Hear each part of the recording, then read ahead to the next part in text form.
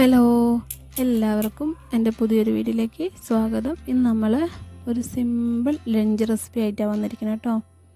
ഇന്ന് പ്രത്യേകിച്ച് കറിക്കൊന്നും കിട്ടിയിട്ടുണ്ടായിരുന്നില്ല. അപ്പോൾ ഏട്ടൻ പറമ്പിൽ പോയിട്ട് കുറച്ച് പൊന്നാങ്കണ്ണി പറിച്ചുകൊണ്ട് വന്നിരുന്നു. ഇവിടെ ഇതിന് പൊന്നാങ്കണ്ണി എന്നാണ് പറയുന്നത്, നിങ്ങളുടെ അവിടെ എന്താണെന്ന് എനിക്കറിയില്ല. ഇത് പൊന്നാങ്കണ്ണി എന്ന് ഇവിടെ പറയാം കേട്ടോ. അത് നമ്മൾ ഉപ്പേരിക്ക് വേണ്ടിയിട്ട് എടുക്കപ്പം കുഞ്ഞു കുഞ്ഞതായിട്ട് അരിഞ്ഞെടുക്കുകയാണ്. അപ്പം ഇന്ന് നമുക്ക് പ്രത്യേകിച്ച് ഒന്നുമില്ല, മീനൊന്നുമില്ല. അപ്പോൾ അത് അരിഞ്ഞെടുത്തിട്ടുണ്ട്. നമുക്കിത് ഉപ്പേരി ഉണ്ടാക്കാം. അതിനായിട്ട് ചെറിയ ഉള്ളി, ഒരു 2-3-4 ചെറിയ ഉള്ളി എടുക്കുക. പിന്നെ കുറച്ച് പച്ചമുളക്, ഒരു 2 പച്ചമുളകും എടുത്തിട്ടുണ്ട്. ഇത് രണ്ടും കുഞ്ഞു കുഞ്ഞതായിട്ട് നമുക്ക് അരിഞ്ഞെടുക്കാം.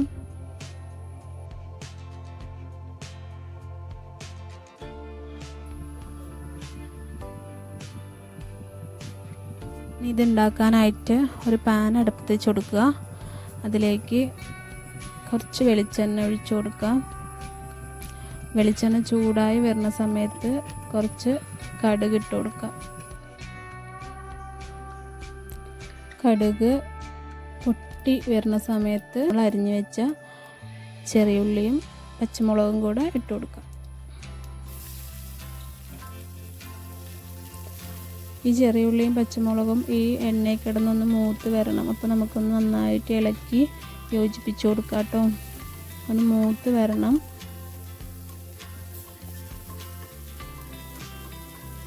ഉള്ളിയുടെയും പച്ചമുളകിൻ്റെ ഒക്കെ കളറൊന്ന് മാറി വരുന്ന സമയത്ത് നമുക്ക് പൊന്നാങ്കണ്ണി ഇട്ട് കൊടുക്കാം. അതിട്ട് കൊടുത്ത് നന്നായി ഇളക്കി യോജിപ്പിച്ച ശേഷം കുറച്ച് ഉപ്പും കൂടെ ഇട്ടിട്ട് നമുക്ക് അടച്ച് വെച്ച് വേവിക്കാം. ഇതിൽ വെള്ളം ഒഴിക്കേണ്ട ആവശ്യമൊന്നുമില്ല, കാരണം ഇതിൽ ഓൾറെഡി വെള്ളം കുറച്ച് ഇറങ്ങി വരും. പിന്നെ പെട്ടെന്ന് വേവുകയും ചെയ്യും. അതുകൊണ്ട് വെള്ളത്തിൻ്റെ ആവശ്യമൊന്നുമില്ല കേട്ടോ.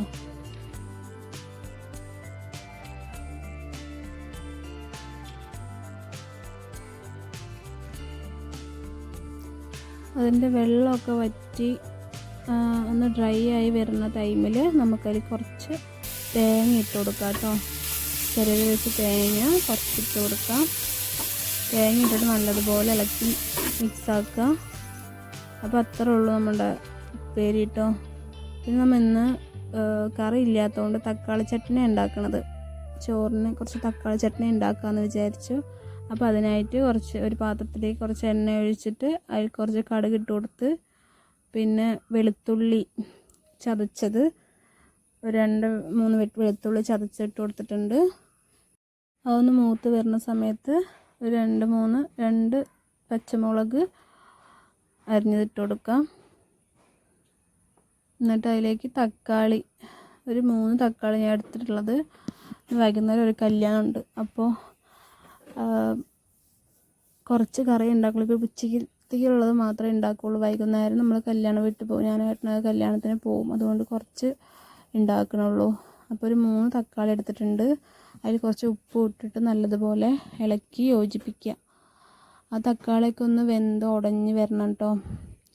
ഈ ടൈം നമ്മൾ അടച്ച് വെച്ച് വേവിച്ച് കൊടുക്കുക. അതിൻ്റെ തക്കാളി ഒന്ന് വെന്ത് വന്നിട്ടുണ്ട്.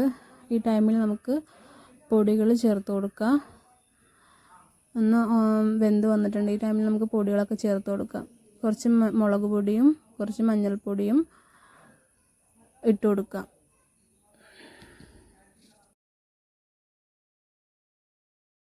പൊടികളിട്ട് അതിൻ്റെ ഒരു പച്ചമണം ഒന്ന് മാറി വരുന്നത് വരെ നല്ലതുപോലെ ഇളക്കി യോജിപ്പിച്ച് കൊടുക്കുക. നമുക്കിനി ഇതിലേക്ക് കുറച്ച് വെള്ളം ഒഴിച്ച് കൊടുക്കാം. നിങ്ങൾക്ക് എത്രയാണ് വെള്ളം ആവശ്യം എന്ന് വെച്ചാൽ അത്രയ്ക്ക് ഒഴിച്ച് കൊടുക്കുക. നമുക്ക് കുറച്ച് കറി മതി, അപ്പോൾ കുറച്ച് വെള്ളം ഒഴിച്ച് കൊടുക്കുന്നുണ്ട്. വെള്ളം ഒഴിച്ച് നന്നായി ഇളക്കി യോജിപ്പിച്ചിട്ട് അടച്ച് വെച്ച് വേവിക്കുക. നന്നായി തിളച്ച് വരുമ്പോഴത്തേന് നമ്മുടെ കറി റെഡിയാവും. ഇവിടെ കറി ഇല്ലാതിരിക്കുന്ന സമയത്ത് ഞങ്ങൾ തന്നെ ഉണ്ടാക്കുക കേട്ടോ. ഇതും വല്ല ഉണക്കമീൻ, പപ്പടവും കോഴിമുട്ടയൊക്കെ ഉണ്ടെന്നുണ്ടെങ്കിൽ ധാരാളമാണ്. നമുക്ക് ഇത്രയൊക്കെ മതിയാവും കഴിക്കാൻ. ഇന്ന് ഉച്ചയ്ക്ക് ഇത്ര തന്നെ ഉള്ളൂ കേട്ടോ. തക്കാളി ചട്നിയും പിന്നെ ഉപ്പേരിയും പിന്നെ കോഴിമുട്ട ഉണ്ടാക്കിയിരുന്നു. പിന്നെ മേമ കുറച്ച് കറി തന്നിരുന്നു. അപ്പോൾ ഇതാണ് നമ്മുടെ ഇന്നത്തെ ലഞ്ച്.